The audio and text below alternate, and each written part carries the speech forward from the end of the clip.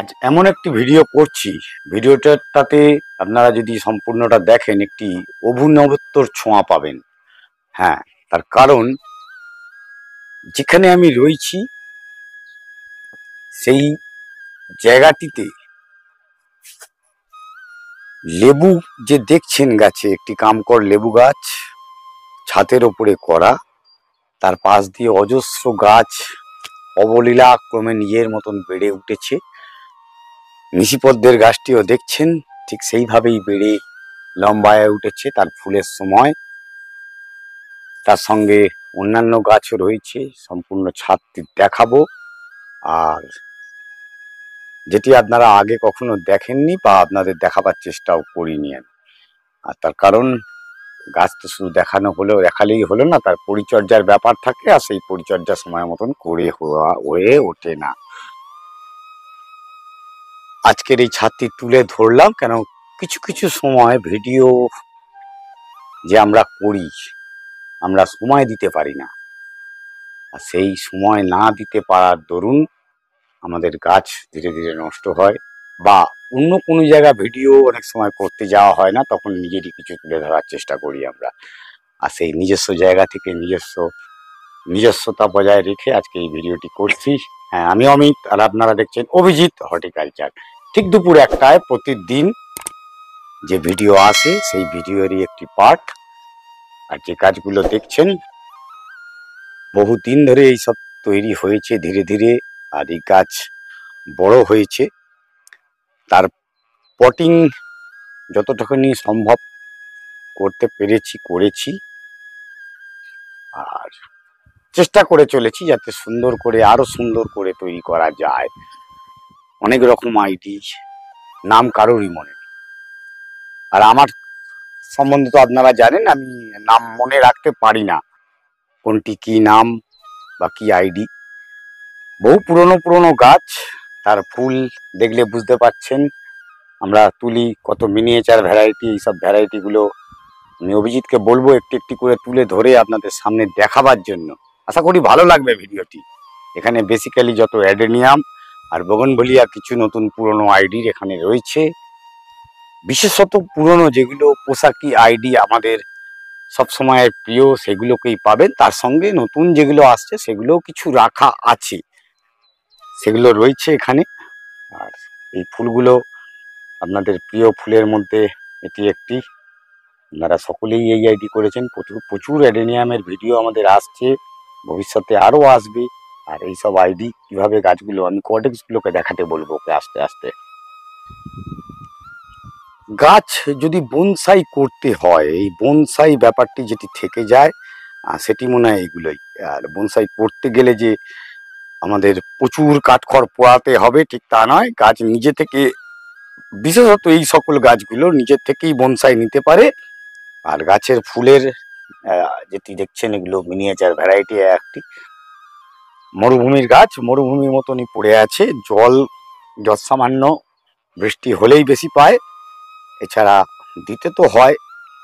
এবারে কিছু কিছু আলোচনা এমন করব আমি, সেই আলোচনাগুলো আপনাদের সঙ্গে শেয়ার করতে চাই। তার কারণ নতুন যারা গাছ করছেন, সেই গাছ করার জন্য অনেকেই আশাহত হয়ে পড়ছেন আজকের দিনে। তার কারণ আমরা তো শীতকালে বাগান করে ফেলি, শীতকালে বাগানটি অবলীলাক্রমে খুব সুন্দর হয়ে ওঠে, কম বেশি পরিচর্যা করি, খাবার দিই, জল দিই, গাছে ফুল ফোটে, আমরা প্রচণ্ড আনন্দিত হই। কিন্তু তার মধ্যে কিছু আমরা জেনে না জেনে কিছু কিন্তু পার্মানেন্ট গাছও ওর সঙ্গে সঙ্গে পুঁততে শুরু করি, আর সেগুলো টবে বড় হয়ে ওঠে, তাকে আমরা ঠিক মতন মেনটেন করতে পারি না, বা সময়ে ফুল আসে না।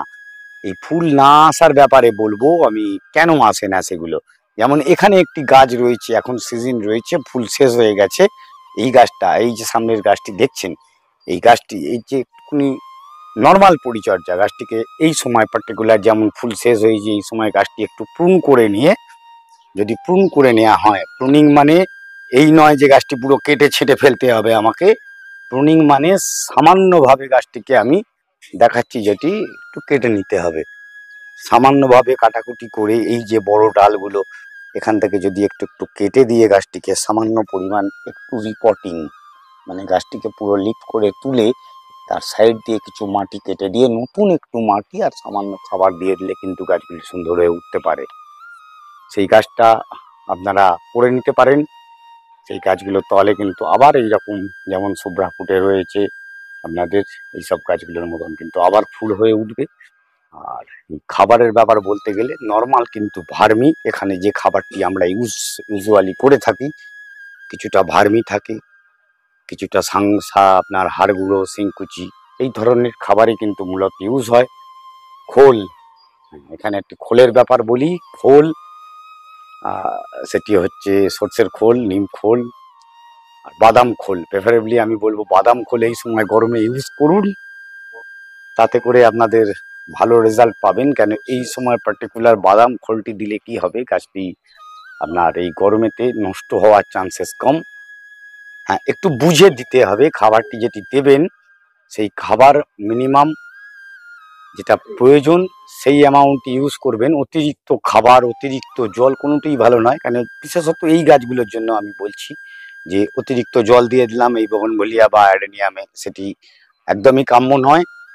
আর গাছে ফুল পাওয়ার জন্য খাবারের থেকে মানে ভালোবাসার প্রয়োজন। এই ভালোবেসে গাছটিকে করলে তার কিন্তু প্রতিদান আপনি ডেফিনেটলি পাবেন।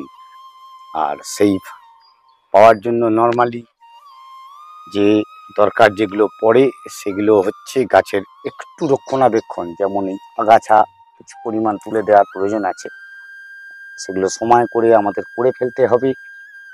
করে ফেললে তো নর্মালি আমরা নিজেরাই দেখতে পাই যে সত্যি আমাদের গাছ বড় হয়ে উঠছে। দেখুন এই একটি গাছ রয়েছে, খুব প্রিয় গাছ আপনাদের, সেই গাছটি এখানে রয়েছে, নিজে নিজেই বনসাই হয়ে যাচ্ছে। মানে বনসাই করার জন্য আলাদা করে কিছু করতে হচ্ছে না, বনসাই নিজে নিজেই রূপ ধারণ করবে তারা। তার জন্য একটু অ্যাটেনশন, মানে তাকে একটু যত্ন যাকে বলা হয়, সেই যত্নটুকুনি করলেই হবে। আমি একটি গাছ আপনার সামনে দেখাই। নর্মালি আপনারা লাল ফুলের মধ্যে গাছ দেখেছেন, দেখুন এখানে এই যে পেটেলটা দেখুন, এটিও একটি লাল ফুলের গাছ, এটিও একটি লাল ফুলের গাছ। এই অ্যাডেনিয়ামের কত তারতম্য এই দুটো গাছের মধ্যে। এই গাছটিও দেখুন কত সুন্দর। আমি ওখানে একটি গাছ দেখেছি, আর লাল এই সিঙ্গেল পেটালের মধ্যে দেখুন কত টকটকে লাল যাতে যাকে বলা হয় একদম। আবার সেম ফ্লাওয়ারিং আবার এখানে দেখতে পাচ্ছি আমি, সেটি হচ্ছে গোলাপির মধ্যে।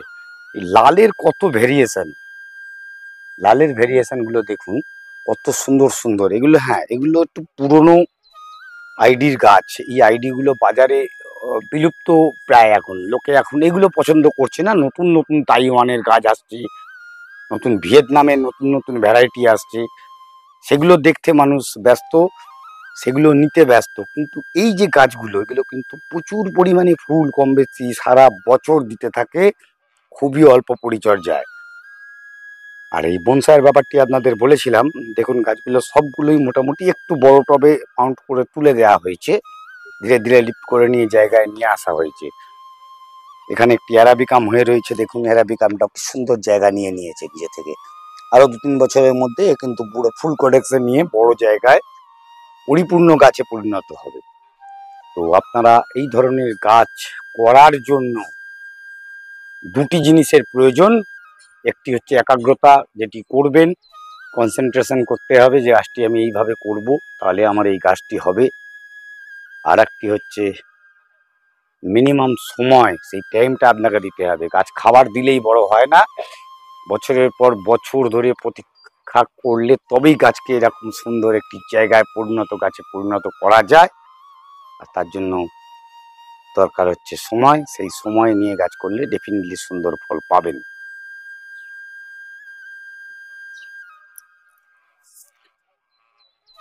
মাটি আমরা বলি সিন্ডারে গাছ করলে ভালো, বা ভার্মিতে কখনো বলি মিক্সড কোনো রকম মিডিয়া।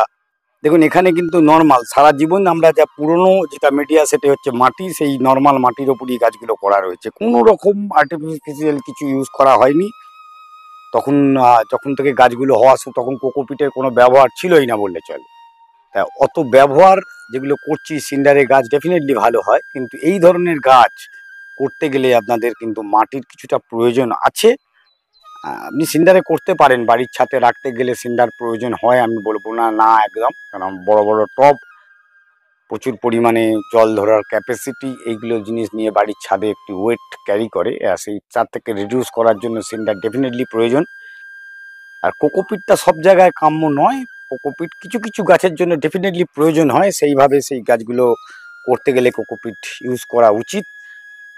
কিন্তু আমি বলবো প্রেফারেবলি মাটি, পার্টিকুলার এই সব গাছগুলোর জন্য, মানে এই যে অ্যাডেনিয়াম যেগুলো রয়েছে এই মাটির ওপরে করে দেওয়ার পরে তবেই এই কোডেক্স কিন্তু দিতে পেরেছে।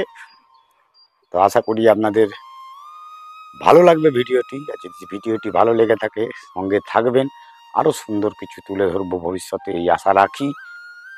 আর যদি ভালো লেগে থাকে সাবস্ক্রাইব করে নতুন কোনো ভিডিওর জন্য বেল আইকনটি টিপে দেবেন। ডেফিনেটলি নতুন ভিডিও নিয়ে আবার আসবো পরের দিন ঠিক দুপুর 1টায়।